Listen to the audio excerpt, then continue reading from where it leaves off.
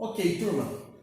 Beleza, vamos para a nossa terceira etapa e última desse nosso tema, Introdução à Ciência Geográfica, onde nós já trabalhamos os objetivos da geografia, já trabalhamos basicamente as escolas geográficas, os conceitos de espaço geográfico, paisagem, lugar e terminamos com território. Inclusive eu quero recapitular, eu quero recomeçar a partir daqui, tá pessoal?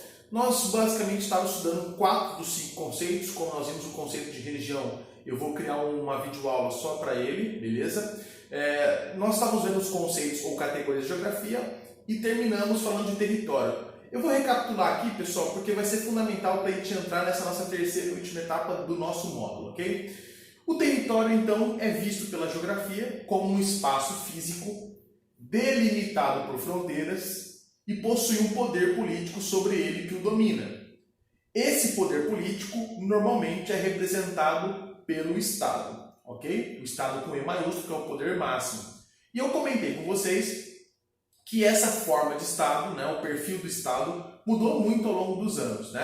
Nós basicamente tivemos até no século XVIII o perfil de Estado dominante mais presente no mundo, o Estado absolutista. A partir do século XVIII, Revolução Francesa, o Estado moderno ou Estado-nação democrático é basicamente o predominante, apesar de nós termos algumas exceções no mundo aí hoje, como no caso da Coreia do Norte, como no caso da Arábia Saudita, que ainda vive um certo caráter autoritário e absolutista, como no caso da Arábia Saudita, beleza? E nós vimos também que a partir do século XIX e XX, o mundo todo passou a ser dividido em territórios. Raras exceções, como a Antártida, os mares abertos, os oceanos e assim por diante. O mundo todo está dividido em espaços, delimitado por fronteiras, com poderes políticos sobre eles, ok? E quando um território resolve expandir, buscar espaço vital, automaticamente ele está ferindo uma fronteira, ele está basicamente invadindo um outro território, um outro poder político. É assim que dá início aos conflitos das guerras. Quando um Estado, um representante do Estado, forças militares e assim por diante, resolvem buscar a expansão basicamente de seus territórios. Mas como a partir do século XIX e XX o mundo todo já está dividido em territórios, automaticamente nós temos conflitos. Okay? Essa é uma das regiões mais tensas do mundo. Aqui é exatamente a fronteira entre a Coreia do Norte e a Coreia do Sul. Então nós temos militares sul-coreanos e militares norte-coreanos que estão bem na linha de fronteiras, que é o que delimita o que é um país, o que é um outro país. Beleza? Essas são as regiões bem tensas do mundo, que nós voltaremos a falar disso ainda, ok? Pessoal, politicamente falando, tá? Então, considerando o critério de território como referência, nós temos no mundo mais ou menos 200 estados soberanos. Opa! Apareceu aí duas dúvidas. Primeiro, o porquê mais ou menos e porquê e o que é Estado soberano. Pessoal, Estados soberanos é o que popularmente a gente costuma chamar de país. Geopoliticamente, é considerado um Estado soberano quem possui território, ou seja, espaço físico delimitado por fronteiras, poder político, junto com isso, independência e autonomia política e econômica. Então, se você tem um território delimitado por fronteiras, com um poder político que exerce independência política e autonomia econômica, você tem um Estado soberano. O Brasil é um Estado soberano.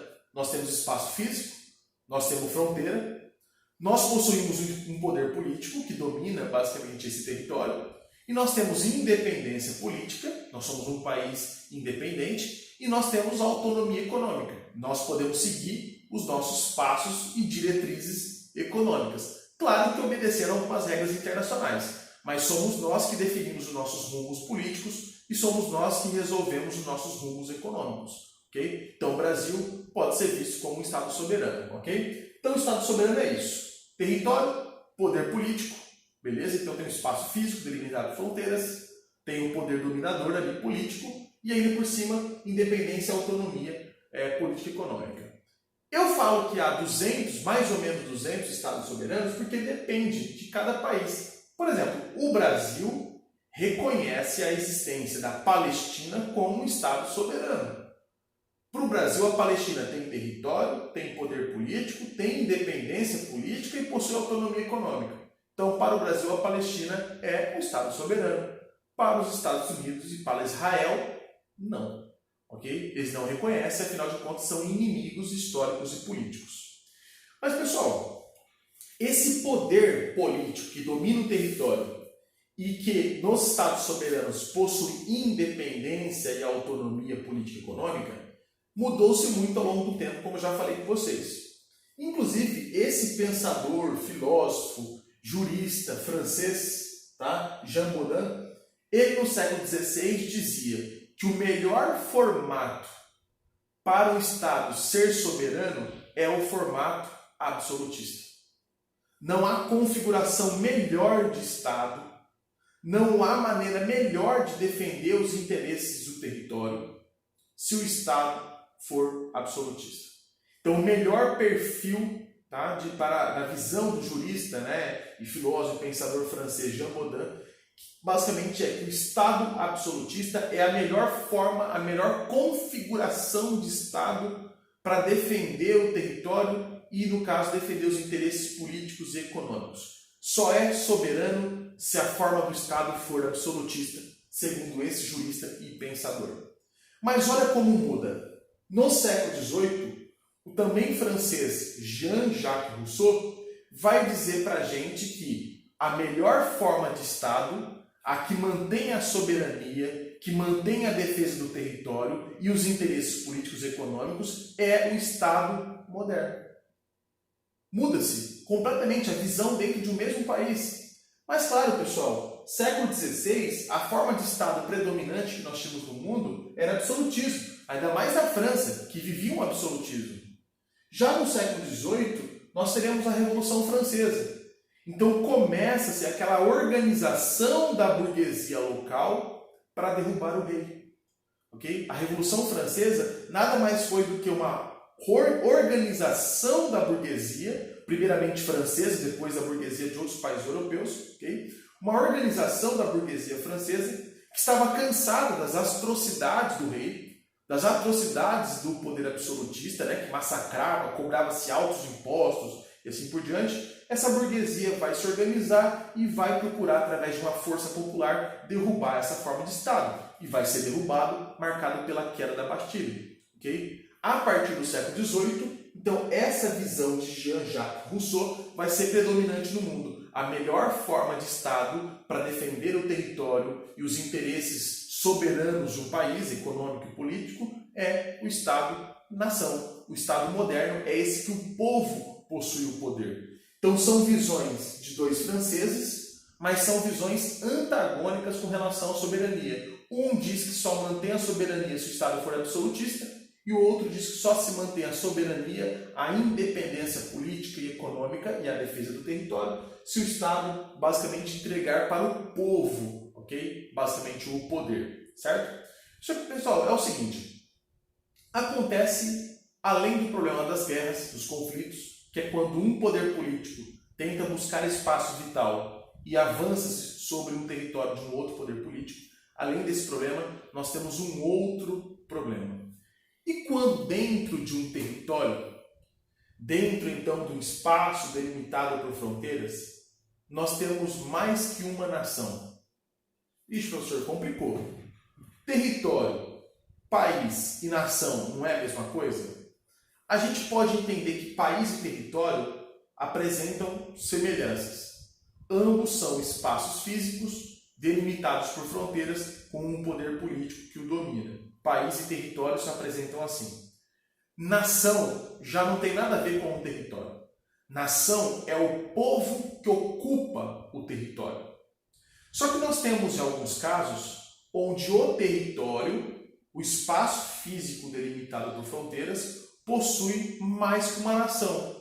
Ou seja, mais do que um grupo de pessoas que compartilham identidade cultural. Vamos pegar um exemplo? A Espanha. Então aqui nós temos a Península Ibérica, que é ocupada por Portugal e pela Espanha, mas o foco nosso agora é só a Espanha. A Espanha é um território. Ela é delimitada por fronteiras aqui, ó. Okay? Inclusive faz fronteiras com Portugal e com a França. É um espaço físico e possui um poder político, que é o poder espanhol, que hoje é um poder representado por um Estado moderno, um Estado-nação. Só que dentro da Espanha vivem 3 nações. Nós temos os espanhóis, nós temos os catalães, que vivem na província da Catalunha, inclusive onde está Barcelona, e nós temos a região basca. Nós temos o povo espanhol, o povo catalão e o povo basco. Mas pessoal, se nós temos 3 nações e um único poder, então quem vai representar o poder? Como os espanhóis são maioria dentro da Espanha, eles acabam elegendo espanhóis para representar o Estado. Significa que os catalães e os bascos ficam sem representatividade.